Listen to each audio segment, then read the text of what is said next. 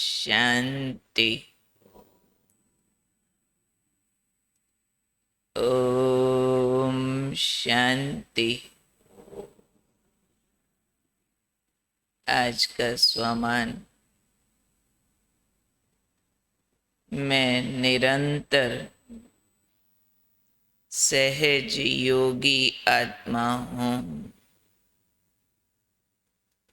हम सब अच्छी तरह से जानते हैं कि हमारे सहज योग का आधार आत्मिक स्मृति है, और जितना हमारी आत्मिक स्मृति निरंतर होती जाएगी उतना हमारा योग निरंतर होता जाएगा। ये स्थिति फाउंडेशन है। इसके लिए आज बाबा ने कहा, जैसे कोई भी वस्त्र धारण करना न करना अपने हाथ में होता है। चाहो तो आप कोट पहनो, चाहो आप शॉल ओढ़ो, मर्जी है ना, आपके हाथ में। वस्त्र धारण करो, ये वाला करो कि वो वाला करो। बाबा ने कहा ऐसे ही ये शरीर रूपी वस्त्र के साथ भी ऐसा ही अनुभव होना चाहिए। कोई भी कार्य करने के लिए शरीर में आए, कार्य पूरा हुआ और शरीर से न्यारे हो गए।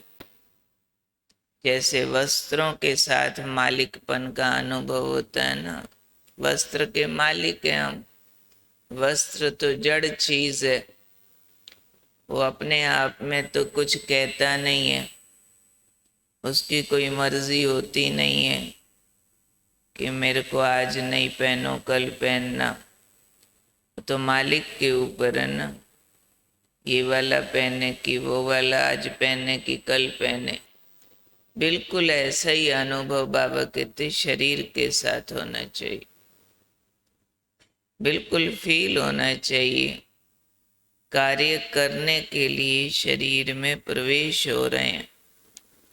जैसे कोट पहन रहे हैं बड़ा सारा, कार्य पूरा होते ही न्यारे हो गए, यानी अकेली आत्मा हो गई।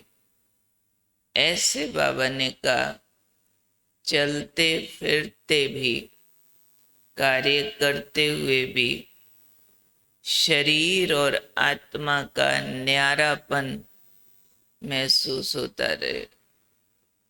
शरीर अलग है, मैं आत्मा अलग हूँ, ये महसूस होता रहे। अब जिन बच्चों को शरीर और आत्मा का न्यारापन सदा महसूस होता रहता है, बाबा ने कहा ऐसे बच्चों के द्वारा ही अंत में साक्षात्कार होंगे। दो प्रकार के, एक फरिश्तेपन का साक्षात्कार होगा, दूसरा भविष्य राजाई रूप का साक्षात्कार होगा। कौन से बच्चों के द्वारा? जो डिटैच रहने का अभ्यास करते हैं, जो कार्य करते हुए भी, चलते फिरते हुए भी ऐसे महसूस करते हैं शरीर वस्त्र है, मैंने प्रवेश किया है। कार्य पूरा होते ही, जैसे समझो कोई सर्दी में बाहर निकला, बड़ा ओवरकोट पहना, घर में पहुंचे गरमाइश है, फटाफट बड़ा कोट उतार देते हैं। ऐसे ही आत्मा कार्य करने के लिए ये शरीर का बड़ा सारा ओवरकोट पहना, कार्य पूरा हुआ, सारी इंद्रियां उतार दी, आत्मा घर में बिंदु होकर बैठ गई। लंबा लंबा समय वो वाली स्थिति, बिना देह वाली अकेली आत्मा हूँ, ये महसूस जिन बच्चों को होती रहेगी, उनके द्वारा ही अन्य आत्माओं को फरिश्ते रूप का साक्षात्कार होगा। वो बैठे होंगे, झाड़ू लगा रहे होंगे, खाना खा रहे होंगे, ऊपर से कोई आएगा, उनको फरिश्ता देखने में आएगा। वो कहेंगे लाइट लाइट कहाँ से आ रही है। कर्म भले साधारण होगा, लेकिन उनकी स्थिति महान होने के कारण उनसे साक्षात्कार होने लग जाएंगे। भविष्य राजाई रूप के सामने कोई भक्त खड़ा होगा, उसको दिखने लग जाएगा ये तो मेरा इष्ट देव है। आप झाड़ू लगा रहे होंगे, अचानक वो चरणों में गिर के रोने लग जाएंगे। श्री नारायण जी झाड़ू क्यों लगा रहे हैं? उनको हमारा भविष्य राजाई रूप दिखने लग जाएगा। बाबा ने कहा अंत में इसी सेवा से प्रभाव निकलेगा। किस बात का प्रभाव निकलेगा? भगवान आ गया, भगवान आ गया, बाबा आ गया, मेरा बाबा आ गया, बस हमें घर ले जाने आ गया। चारों तरफ मेरा बाबा मेरा बाबा मेरा बाबा का आवाज गूंजने लग जाएगा। पर गूंजेगा कैसे? हमारी तैयारी से, हमारी अवस्था से। इसलिए अपनी अवस्था हम बाबा के बच्चों को जल्दी जल्दी ऐसी तैयार करनी है, जो कार्य करते हुए भी आत्मिक स्थिति की खींच होती रहे, होती रहे, होती रहे। शरीर न्यारा लगता रहे और कार्य पूरा होते ही जैसे शरीर उतर गया, अशरीरी हो गए, ऐसे वाले अभ्यास पर हमें डबल अंडरलाइन से अटेंशन देना। शरीर वस्त्र है, अलग है, मैं आत्मा पार्ट बजाती हूँ इसको धारण करके, ये मैं नहीं हूँ, ये शरीर वाली पहचान मैं नहीं हूँ। मैंने इसके अंदर प्रवेश किया। जैसे इस शरीर का नाम अनीता है, मैं अनीता नहीं हूँ। मैं अनीता के शरीर में थोड़ी देर आई हूँ ये क्लास कराने के लिए, बस चली जाऊंगी। ऐसे हर काम के लिए बार बार अपने को कहना चाहिए, मैं फलाने के शरीर में आई हूँ और बस ये काम पूरा करके फिर घर चले जाना है। एक्टिंग करने के लिए आए हैं। इस अभ्यास को हम आज का दिन बहुत सिंसियरली करेंगे, बार बार करेंगे।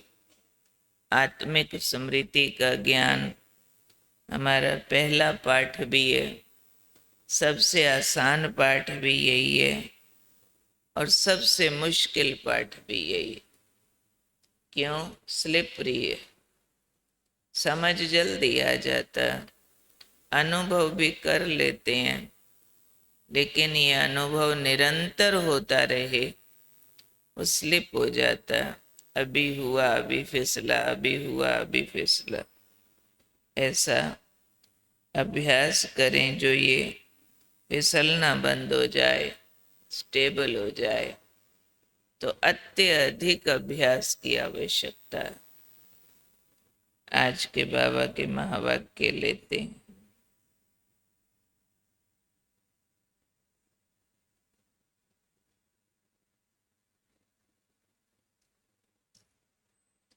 आत्मिक स्मृति, आत्मा का स्वधर्म। तुम जो बाबा की याद में शांति में बैठते हो, इसको ही सच्ची शांति कहा जाता है, जिसका फल मिलना है। ये है प्रत्यक्ष फल देने वाली रियल शांति। अपने स्वधर्म का पता नहीं है, स्व को अपने परम पिता परमात्मा का पता नहीं है, तो शांति शक्ति कौन देवे? शांति दाता बाप ही है। बाप कहते हैं अशरीरी हो, अपने को आत्मा समझ बैठो। तुम तो अविनाशी हो ना, अपने स्वधर्म में बैठो। और कोई ऐसे बैठते नहीं है। तो अशरीरी हो, अपने स्वधर्म में बैठना। मैं अविनाशी हूँ, ये याद रखना। और ये सच्ची शांति है जिसका फल मिलता है। अनेक गुणों के रूप में इसका फल मिलता है। आज का लिखने का होमवर्क दिन में आएगा, फिर उस अनुसार लिखेंगे।